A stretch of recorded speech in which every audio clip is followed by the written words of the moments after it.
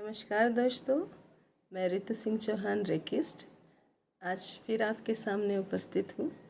हमने अपने पिछले वीडियो में देखा कि भगवान का अर्थ क्या होता है ना। और उस भगवत तत्व, उस अध्यात्म की ओर अग्रसर होने का एक मार्ग हमने आपको बताया कि कोई भी परिस्थितियाँ हों, कैसी भी परिस्थितियाँ हों, ईश्वर की ओर हर एक इंसान उस समय जाने चाहता है। वो इसलिए जाना चाहता है कि उसे कोई ना कोई ऐसा चाहिए होता है कि उस परिस्थिति से उसको निकाले, तब हम ईश्वर के सम्मुख हाथ जोड़ते हैं। पर मेरा ये कहना है कि परिस्थितियाँ कैसी भी हो, हम प्रकृति में जो उत्पत्ति हमारी हुई है उस उत्पत्ति के हम अंश हैं। हमारी उत्पत्ति जिस परमात्मा से हुई है उस परमात्मा की ओर हम अग्रसर कैसे हों, उसको जानते हुए, उसको समझते हुए, उसको अनेक रूप में ध्याते हुए हम उस ओर कैसे अग्रसर हों। हमें ईश्वर सिखाते हैं, हमें ईश्वर ने अपने पास से दूर इसलिए किया कि हमने उनसे प्रार्थना की कि हमें कुछ ऐसा आप बताइए कि जहाँ हम यानी सुख की अनुभूतियाँ करें, हम उसको जिए, हम देखें, हम संसार में आके हम अपने अलग अलग प्रसन्नता के लिए, अपने अलग प्रसन्नता के लिए हम निरंतर प्रयत्न करें, हम सुखी रहें, हम इसे एंजॉय करें, इस जीवन को एंजॉय करें। सही है, ये मनुष्य जीवन ही एक ऐसा जीवन है जिसे हमें सब में समझ इस प्रकार की होती है कि स्नेह से उत्पन्न जो पीड़ा है हम दूसरों की समझ सके, उनके लिए हम सहायता कर सके, हम अच्छे कर्म कर सके। हमारे ऊपर हमारे ज्ञान का इतना बड़ा असर होता है कि हमें अगर सच्चा ज्ञान प्राप्त हो तो हम उस ज्ञान के द्वारा अपना पूर्ण जीवन, एक जीवन शैली जो होती है उसको जीते हुए इस लोक से उस लोक जाएं। तो ये हमें बताते हैं ईश्वर तत्व के गुण, है ना।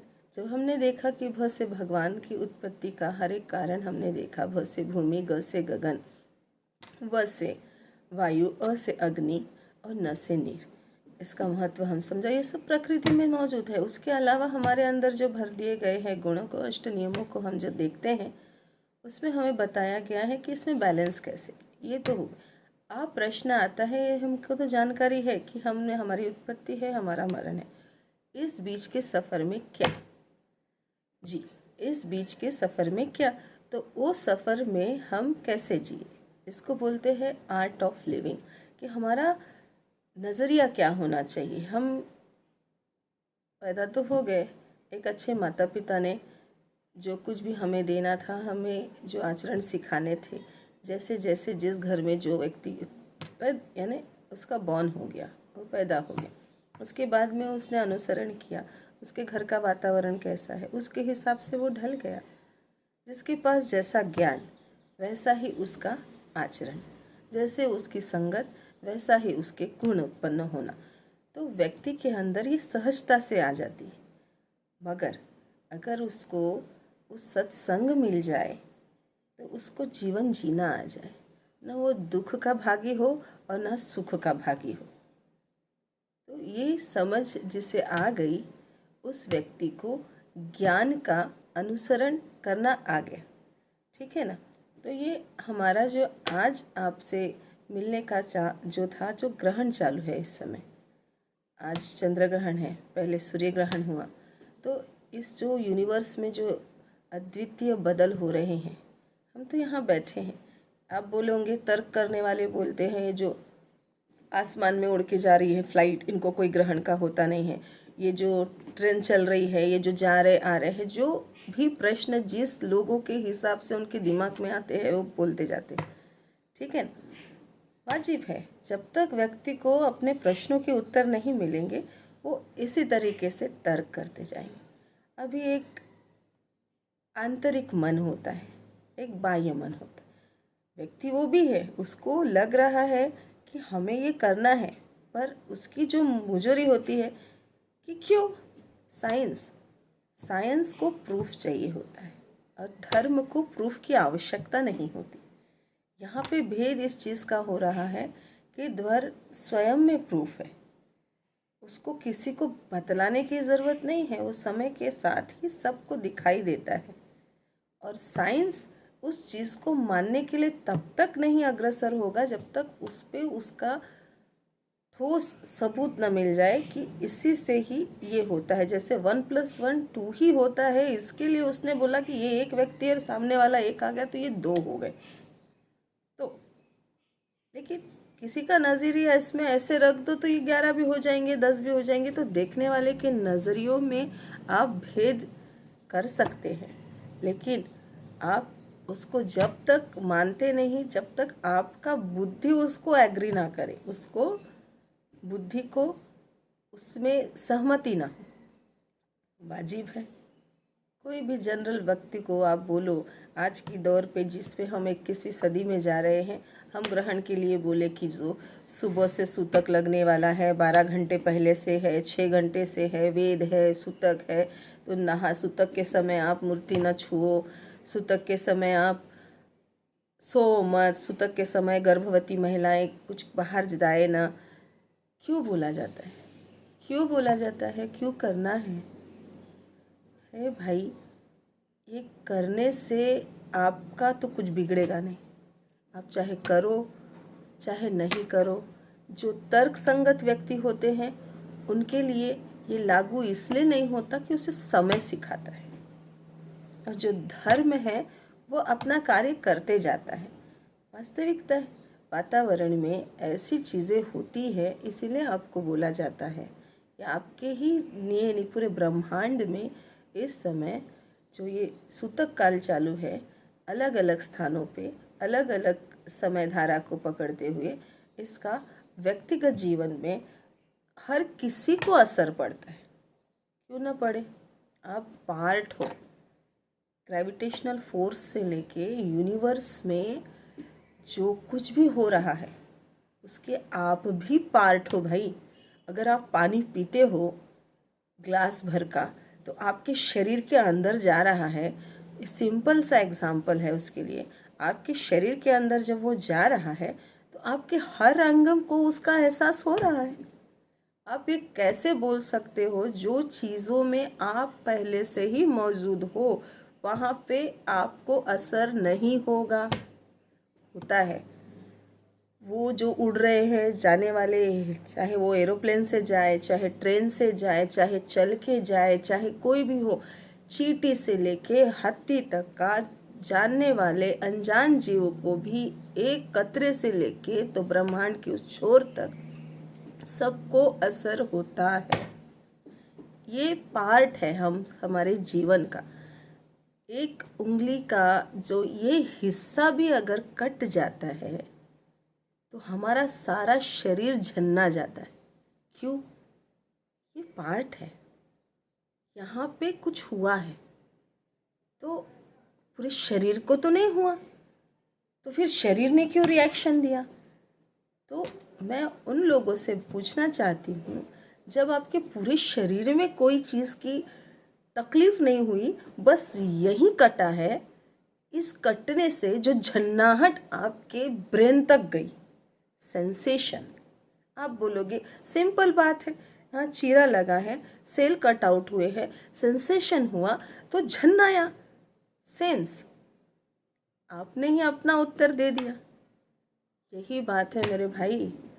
तर्क करना, वितर्क करना, मुजुरिया कर लेना कि जीवन में ईश्वर से निर्मित हर चीज़ पे अपने हिसाब से चलने की कोशिश करना, यहाँ पे आपका कोई तर्क वितर्क काम नहीं आता। इसलिए कोई ज़बरदस्ती भी नहीं होती है कि आप सूतक काल में बाहर जाओ मत जाओ, जो करना है वो करो, इस समय जैसे जीना। लेकिन जब ये बीत जाता है तब आपको रियलाइज़ होता है कुछ काम में आपको अड़चन आ गई है, आपका सर भारी हो गया है, आपके शरीर का कोई टुकड़ा ही टूट गया है, एक्सीडेंट हो गया है। अब बोलोगे तो सहजता से हो गया। क्यों हो गया सहजता से? क्यों हो गया भाई सहजता से? पहले तो नहीं हुआ, इसके पहले भी नहीं हुआ, इसके पहले कई बार आप ऐसे ने चलाए आपने। आज ही क्यों होना था भाई, और इसके बाद ही क्यों असर होना था आपको? ये सब चीज़ें हैं। तो आज हम इतने नदियों को शुक्रिया करते हैं, गंगा, जमुना, गोदावरी, कावेरी, कृष्णा। हम 7 नदियों का उच्चारण करके स्नान करते हैं। क्यों करते हैं? ये प्रकृति, नेचर, ये वहाँ से जो उत्पन्न हुई है, ये कभी ना सूखने वाली, इनको आशीर्वाद है। ये जो गंगोत्री से निकलती है, वो धाराएं जो निकलती हैं ग्लेशियर से, वो जो धाराएं इतनी सी होती है, इतना विशाल इन्होंने रूप, कहाँ से कहाँ, देश विदेश तक जा रही। आपने सोचा है? जो पर्वतों की श्रृंखलाएं, ये जो जल है, नीर है, ये अद्वितीय है। इनका तुम क्या बखान करोगे कि आप सूखेगी कि नहीं सूखेगी कि आएगी? ये नेचर है भाई, अपने से उत्पन्न होता है ये। इसमें होने वाली हर चीज़ की मूवमेंट का असर आपको होता है, क्योंकि आप इनके ही गोद में पलने वाले, इनके ही पार्ट है। तो ये बात हुआ। तो भगवत तत्व में ये सब चीज़ों को समझना बहुत ही ज़रूरी है। हम ये चीज़ों को समझाने के लिए, आप जो प्रश्न, जो उत्तर चाहते हैं, वो मैं आपको कभी भी, कहीं भी, कैसे भी आप मुझसे पूछिए, मैं आपको आपके जवाब ज़रूर दूंगी। आपसे यही बार बार ये करती हूँ मैं कि जीवन जियो, पर उन चीज़ों को, उन अध्यात्म को, वो ईश्वर तत्व को वो समझ के, उसको अपना के स्वीकार करो। जब तक, हाँ मैं ये बोलती हूँ कि जब तक आपके प्रश्नों का उत्तर आपको नहीं मिलेगा, तब तक आप ये मानोगे नहीं। इन वीडियो बनाने के लिए भी, ये वही लोगों के लिए वीडियो है जो इस तत्व को समझने के लिए अपनी एड़ी चोटी का जोर लगा लेते हैं, नहीं ऐसा नहीं ऐसा। तो मैं उन्हीं से कह रही हूँ, आप जो चाहे प्रश्न मुझसे करिए। आपको आप ही के प्रश्न का उत्तर ये ईश्वर तत्व में, और अपने जीवन शैली को किस तरीके से जिया जाए, संयम से। संयम बहुत ज़रूरी है, धैर्य बहुत ज़रूरी। जीवन में कठिनाइयाँ आएगी, बहुत आएगी। इस जीवन में जो कठिनाइयाँ आएगी, उसका हमें सामना भी करना है, हमें कोशिश करते रहना है। किसी को कोई कैसा, किसी को किस स्वरूप में कैसे परेशानियाँ आई, कोई बता के नहीं आती, लेकिन हम उसे संघर्ष करते हैं। हम उस परेशानियों को अपने हिसाब से चला के, समझ के, होता है तो ठीक है, सामना करो, कोशिश करो उस परेशानियों को अपने से दूर करने की। कोशिश करके फ़ायदा नहीं होता, 1 बार करो, 2 बार करो, 3 बार करो, बार बार कोशिशें करने से हमारी समस्याओं का जब निवारण नहीं होता, तो समझ जाओ, उसको स्वीकार करो कि ये ऐसे ही रहेगा। पर ये शरीर, ये मन, ये आत्मा हमें एक ही बार मिली है। इस शरीर का सदुपयोग करना, इस आत्मा को प्रसन्न रखना, इस जीवन को जी लेना खुशी से। हमें खुशी से जीना है, चाहे परिस्थितियाँ कैसी भी हो, कैसी भी परिस्थितियाँ हो, खुद को प्रसन्न रखना सीखो। जिस क्षण आप ये सीख जाओगे खुद को खुश रखना, खुद के लिए भी जीना है अपने को, हमारे रिश्ते, हमारे नाते अपनी जगह है। इस शरीर आपको एक ही बार मिला है, इस शरीर को जी जाओ, उसमें तर्क वितर्क, उसके लिए जो श्रेष्ठ है, जो आपकी प्रसन्नता को बढ़ाने वाला है, वो करो। ठीक है ना दोस्तों? हम फिर मिलेंगे।